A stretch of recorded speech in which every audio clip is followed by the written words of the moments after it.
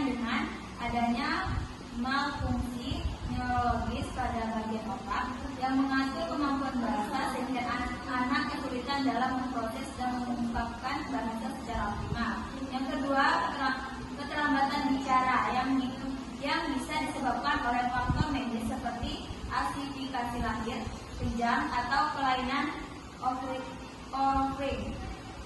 Yang ketiga, gangguan memori yang berperan penting dalam pembelajaran bahasa, di mana fungsi otak yang mengatur ingatan mempengaruhi kemampuan anak menyimpan dan menggunakan kosakata dan struktur bahasa. Dan yang keempat, perkembangan bahasa yang normal melalui tahap-tahap seperti pralistik.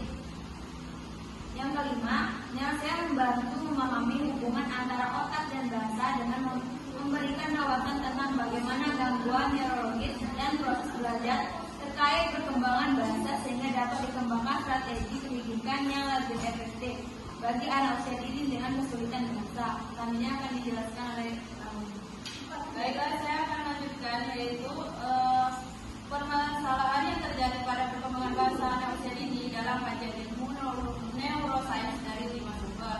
Yang pertama yaitu penundaan perkembangan bahasa dan hubungan dengan struktur otak. Penelitian menunjukkan bahwa anak usia dini sekitar 5 tahun yang memiliki riwayat penundaan bahasa di usia dini menunjukkan volume materi abu-abu yang lebih rendah di beberapa wilayah otak hemisfer kiri, termasuk area temporal tengah, frontal, dan occipital dibandingkan anak tanpa riwayat tersebut. Dan yang kedua itu ada faktor lingkungan dan status sosial serta pengaruhnya pada otak dan bahasa. Studi menunjukkan bahwa anak-anak dari keluarga dengan status sosial ekonomi rendah menunjukkan perkembangan yang lebih lambat dalam domain kognitif dan bahasa. Dan yang ketiga itu ada ketidakpastian prediksi dan resiko jangka panjang.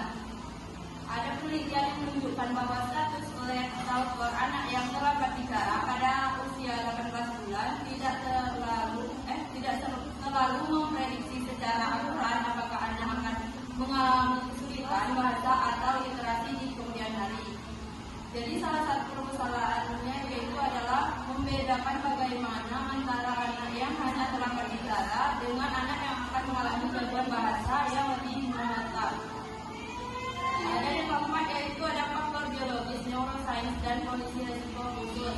Beberapa kondisi neuroscience atau biologis dapat mempengaruhi perkembangan bahasa anak, misalnya kelahiran prematur. Dan yang kelima atau yang terakhir yaitu pengaruh stres, ibu, dan lingkungan awal terhadap aktivitas otak dan bahasa.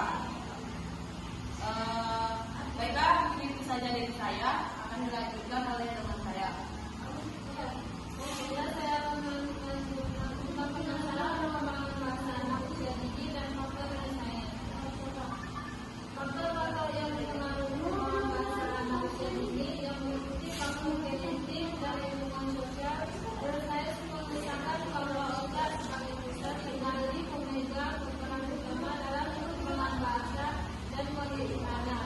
Gangguan perkembangan bahasa berdampak pada kemampuan tampil dan akademik anak di masa depan. Sehingga tendensi melalui pemahaman yang sangat penting untuk mendeteksi dampak genetik. Yang kedua, pembelajaran manusia dini dan kajian sains. Artikel ini bagaimana perkembangan otak sangat menentukan potensi dan kemampuan bahasa anak. Menurut saya terbukti pentingnya simulasi yang dapat sesuai dengan tahapan perkembangan otak anak, karena simulasi yang tidak sesuai justru dapat berdampak negatif. Pendekatan pembelajaran yang memperhatikan perkembangan neurologis anak dapat mengoptimalkan kemampuan bahasa dan kognitif mereka. Baik, saya melanjutkan penyebab permasalahan dalam bicara anak, yaitu masalah pada lidah atau langit-langit mulut. Kondisi ini seperti langit-langit mulut, cumi atau filologis pendek atau lipatan yang menambah lidah dengan mulut bawah dapat menyebabkan kesulitan dalam bicara. Dua, gangguan pendengaran atau infeksi telinga atau masalah pendengaran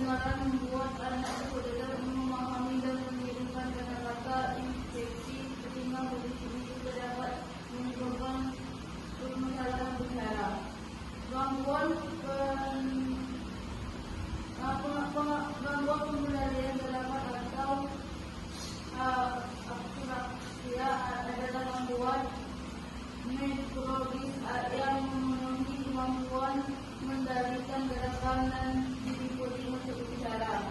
Permasalahan perkembangan bicara anak seperti cedera otak, cara memahami